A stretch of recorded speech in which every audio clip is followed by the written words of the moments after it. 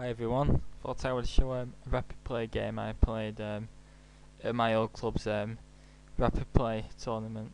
Well, like a training thing against 166 rated Jake Manton, whereas I am 153 rapid. Although this was actually played like just before the new rapid grades came out, and I was only like 128, but interesting game coming up where we was thinking it might have been 25 minutes on clock or 30 minutes, but it was like a rapid time control. And he played d4, or he played knight f6, c4, e6, knight c3, bishop b4, and now we played f3, which you will remember from the Hilton Gambit game, where I blundered 3 pawns in the opening, and now I'm facing the line which has given me so much trouble playing it. And it's a very ambitious line, but it's like trying to clear an e4 square straight away, and it's like the most aggressive way to play against a Nimzo Indian. But it's not a developing move. It weakens the dark squares pretty badly and takes away the g3 square, f3 square from the white knight. So as Edward Goodfield would say, ask the g1 knight what he thinks of it. But this fits in well with him, seeing as he likes the Simish, which is of course another early f3 against an Indian defence. And I'm guessing he's basing it on this book which I've got as well, called Bd4 F3 Nimzo Indian by Yakovich. Another expert is Volkov. Now of course there's several ways to play against it. I played d5, so it's a bit of a sideline this which I play. A3, and we've got the main line is bishop takes c3 check, b takes c3 and then c5, c takes d5, knight takes d5, and now white actually abandons any form of like a solid pawn chain and just tries to open up as much the position as much as possible for his bishops with d takes c5. And then we get an interesting struggle where you got black's better pawn structure versus white's bishop in an open position, and it's very sharp. But I played move bishop e7, preserving the bishop, and after e4 you play d takes e4, because if you just actually castle, then e5, knight d8 and f4, and white's got a massive space advantage with no like direct counterplay for black, and black's already in trouble. D takes e4, f takes c4, and now you play the move e5 which blocks it, and white should play d5, because if d takes c5, then white's position gets ruined by takes knight g4, and black's got to regain the pawn with the white will have an IKP for a start, and white's position is ruined. So white should push for d5, and this line is a recommendation in the book called Chess Openings for Black Explained, where it recommends the hyper-accelerated dragon against e4 and the Nimzo against d4 and Bogo as well, and symmetrical English as well against c4.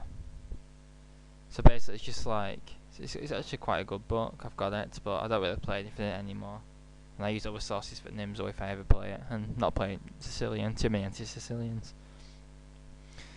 So I think white should probably have an edge in this, but it's difficult to play, because I played castles, and after knight f3, I played knight bd7.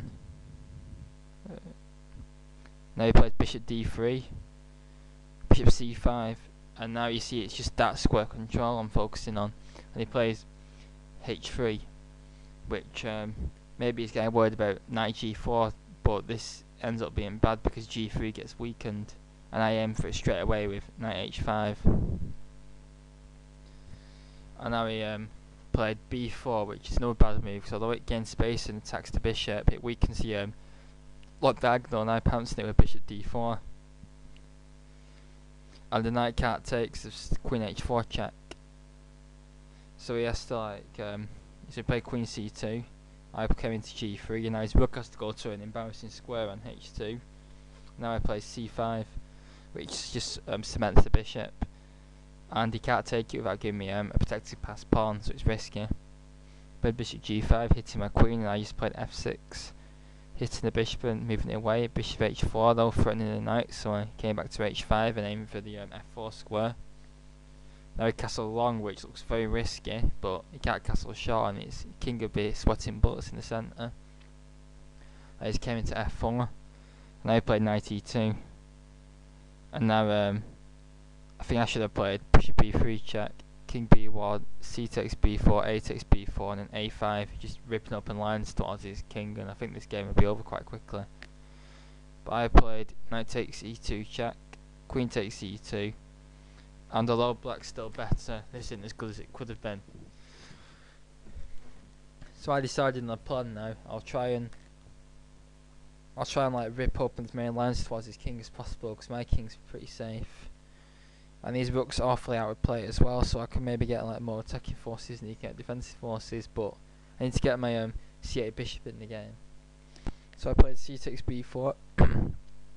He took my bishop. E takes, now a takes b4, and now I played a5.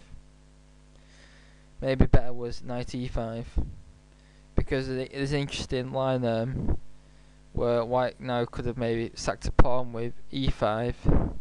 Knight takes e5, and then queen takes e5, f takes e5, and takes, and then b5.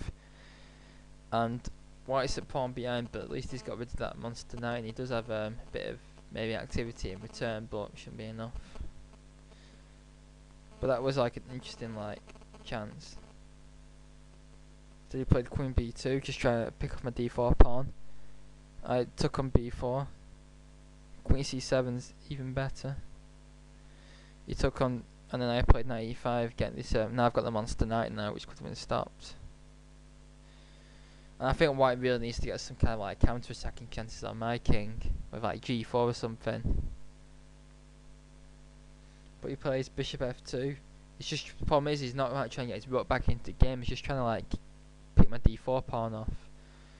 And I just I didn't really care. I just let it draw with bishop d7, but it wasn't taken anyway. He went bishop c2, and I checked king d2, and then rook takes d1 check. Rook a2 is even stronger. Takes, and then d3. So now not only is the pawn not being captured, but now it's getting dangerously close to his king, and he went bishop b3, and then I did a typical Dutch defense style maneuver, which I like doing, with queen e8 to h5, which also come with check as well. And now white is in big trouble. He played king d2. He should have gone king c1, queen h5, c5, and then to queen e2. Come back with the queen, check. This continuation. But this still looks, white's got some saving chances with his protected pass pawn on d6, but looks like what black's knight actually looks trapped. But this is still better for black. In fact, let's engine check this.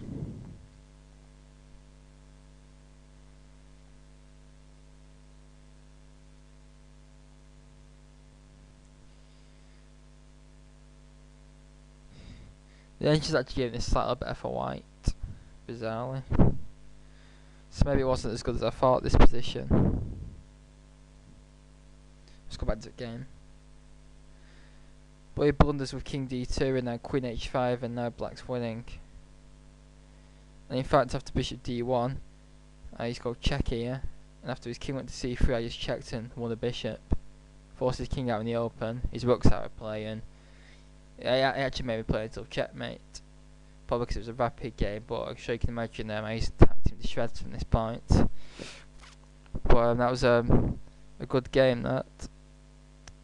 And it led to me being put above him in the next 4NCL game, but he got his revenge when I got trashed by a 2000 EventDate C. And there's the video, T Hilton versus M Adams, not Michael Adams, Mark Adams. And he trashed the 2000 EventDate with black himself, so he's been like better since. This was like my moment of glory over him.